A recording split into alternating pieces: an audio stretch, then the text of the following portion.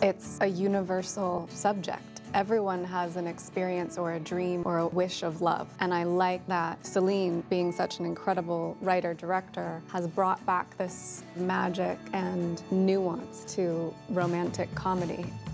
Who our partner is, it determines our whole life and how we live. Not for 1, 2, 10 years, but forever. Materialists is a story that came from my interest in talking about modern dating and modern love. It's about a matchmaker named Lucy who is learning throughout the course of the film what love and dating means to her. Lucy is a very good matchmaker, and she wants people to find love, but she's pretty shut off to it herself. First part of the film, she meets Harry, who's a very eligible bachelor in New York. They begin a relationship, and she runs into her ex, John, and it becomes kind of a little bit of a back and forth between these two different roads that she could take. One is rich and one is poor. And I don't think that Harry really sees him as much of a threat, simply because we're living in a very materialist world. It's a romance movie, but it reflects real life, which is complex and messy and not always easy to understand. In matchmaking, you are dealing with love and finding a partner and a partner for life. But there is actually no language that you can really use to describe who this person might be. So even though we're talking about human beings and feeling and life and love, when you try to turn it into something that can exist in a marketplace, there is a very thorough objectification of human beings. If the girl asks for a 6-foot-tall drink of water in his 40s with a salary over 500 grand and a good hairline, you deliver. This is based on Celine's own experience as a matchmaker, and a lot of the things in the script, she experienced them firsthand. It doesn't surprise me at all that she was a matchmaker, and I bet you she was really, really good at her job because she knows how to read people. She is one of the smartest persons I've ever worked with. And the safety of knowing that even if you don't understand what you're trying to communicate, she'll understand it for you. And I would imagine that would be really, really helpful in terms of finding love for people.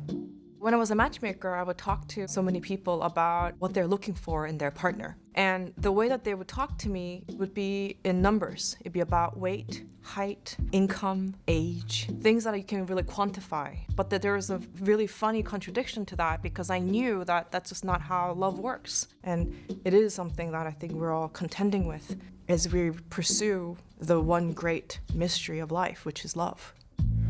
What are you doing at the singles table? My mother wants me to marry. I can help you with that. I saw you recruiting earlier. A wedding like this must be a gold mine. There's a lot of opportunity here for our company. Celine, I just think she's an incredible director. She's a real filmmaker. She's a true artist, and it's been such a gift to work with her. Her writing is incredibly deep and complex. She comes from a theater world, so big on rehearsal, big in discussion. Being from the theater world, I think she respects the actor's process and isn't just wrapped up in the technical elements of what's going on with the camera. She cares more about character and performance. My apartment is not suitable for you. It was suitable before. Yeah, well, not in our 20s anymore. I know what your apartment is like. Trust me, it's worse than you remember.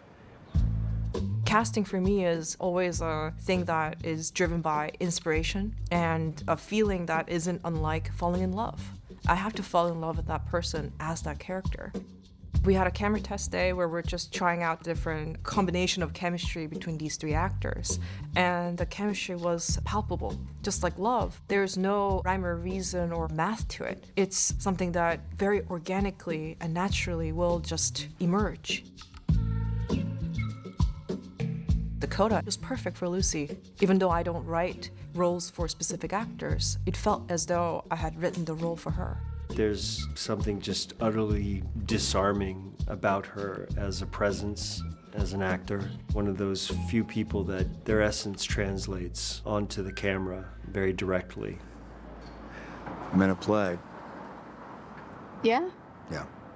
I'm just doing jobs like this to try and save some cash before rehearsal starts. When it comes to Chris as John, there's something very heartbreaking that he's able to bring in the film. And I could feel it in his humbleness, in his passion and dedication.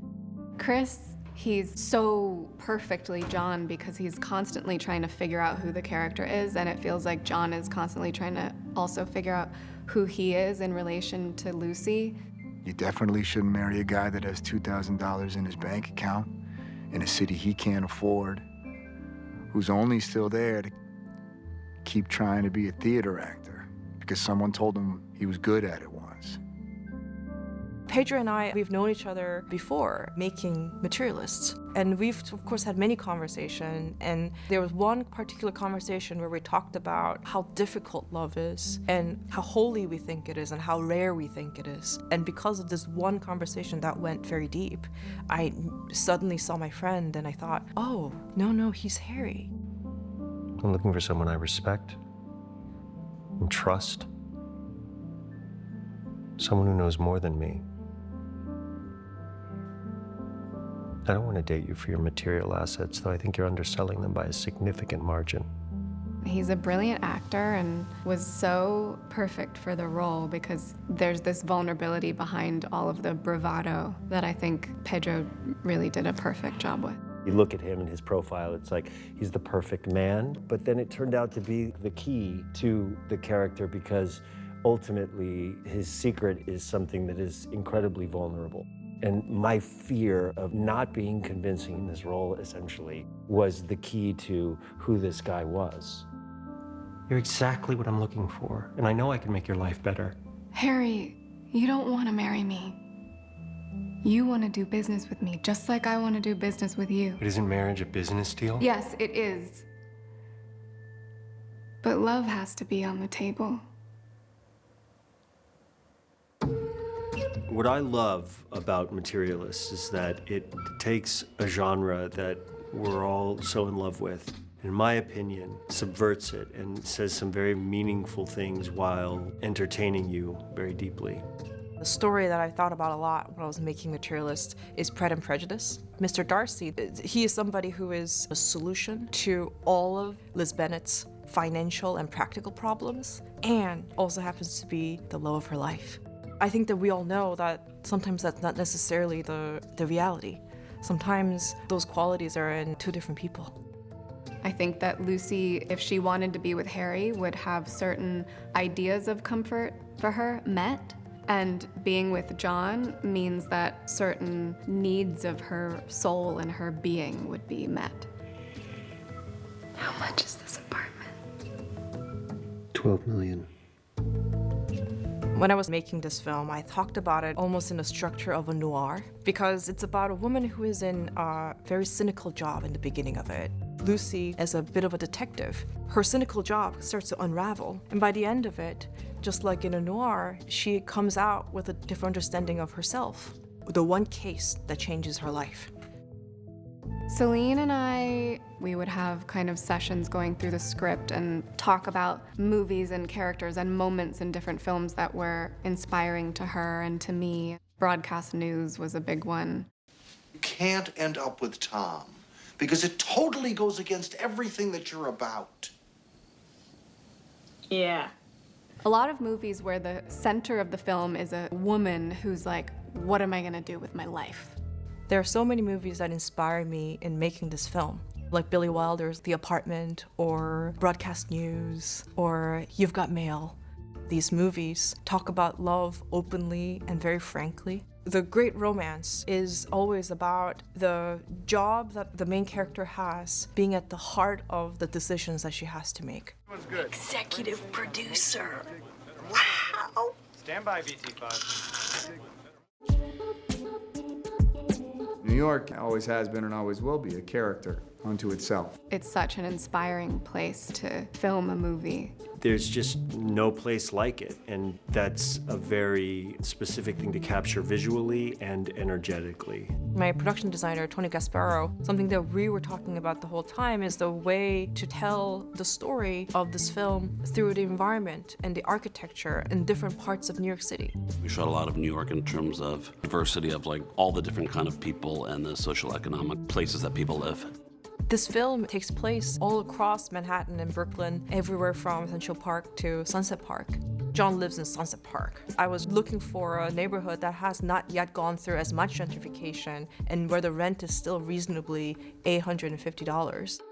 Harry lives in Tribeca. In Tribeca, there are these really beautiful lofts. They're actually designed often for bachelors. Lucy, we found a location in Cobble Hill that we thought that, okay, this is actually presumably, believably something that Lucy could afford. Barely afford, but could afford. She is living in a bit of an aspirational place.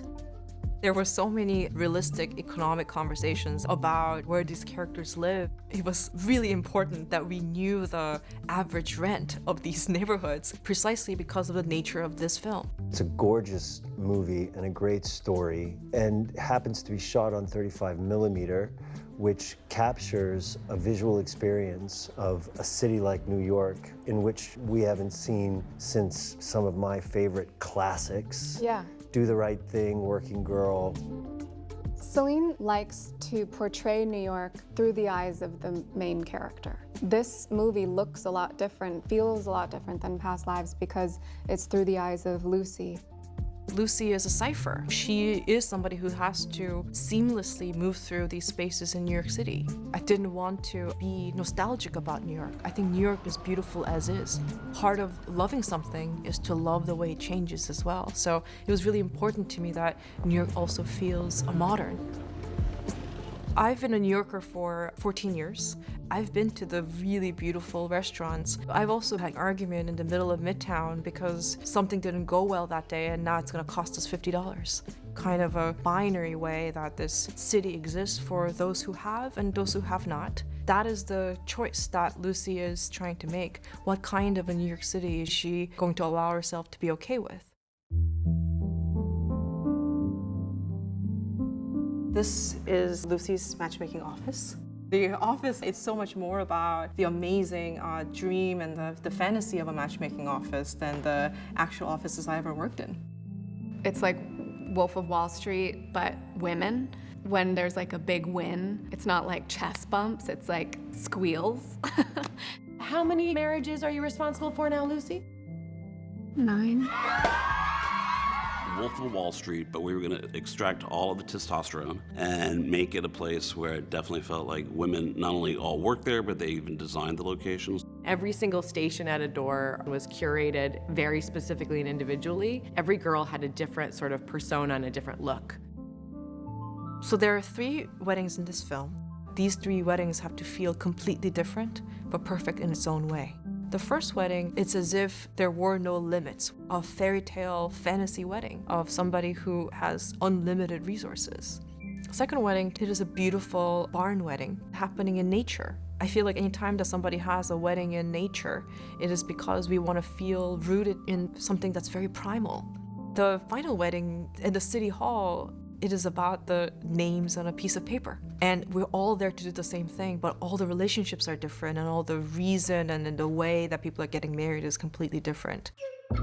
Shabir Krishner, my DP, and I, we were talking about different looks for the film. This Gordon Parks photo served as a reference for us. In this image, there's a beautiful silver texture. We are trying to bring out the silver in the image. Almost the entire visual language was like in this one photograph. We were making sure that every piece of jewelry that Lucy's wearing has silver in it. So the blue dress at the wedding, that dress is so chic and minimal, and it touches on the silver tone that we were all after. Save the floral prints for the upstate wedding where she's with John because she's not in bloom yet. She blossoms with her real true love. It was really important for me and my costume designer to talk about the kind of fabric and the way that each piece of clothing lays on a person. So for example, when it comes to John, we were looking for shirts and things like that that feels really, really warm. So we're looking for things in the thrift stores. Am I dressed nice enough?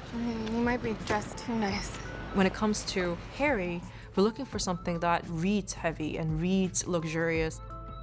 Even though you see both John and Harry in suits, the suit that John is wearing is for caterators, and for Harry, it is bespoke and is meant to fit him perfectly. It's just dating. It's not that serious. Right. Dating's not serious. It's just girl shit, right? That's not what I meant. The genre of romance, it's very easy to dismiss it as chick flicks. But the truth is that love is a universal experience, and it's a universal mystery. We all have so much to say about it. That's what, to me, is at the heart of this movie. Touches on the perils of modern dating and the challenges that exist in meeting the right person. It's very raw and real and honest, and the things that are funny, like the comedy part, is the reality part. You're laughing at something because you are that person or you've been on the other side of that person. We're looking at some kind of intense issues about what people are looking for, how they look for it, what we value, what we're willing to see in ourselves and discover in other people. Celine has taken the opportunity to subvert a genre and keep us on our toes in terms of what we think we know of romantic comedy, and ultimately show us these very whole characters that we can all relate to. This is a conversation that is worth having because it concerns our soul and the way we live. It is the most important and earth-shattering thing that all of us encounter in our lives. One great drama that exists in all of us. How'd you like to make a very bad financial decision?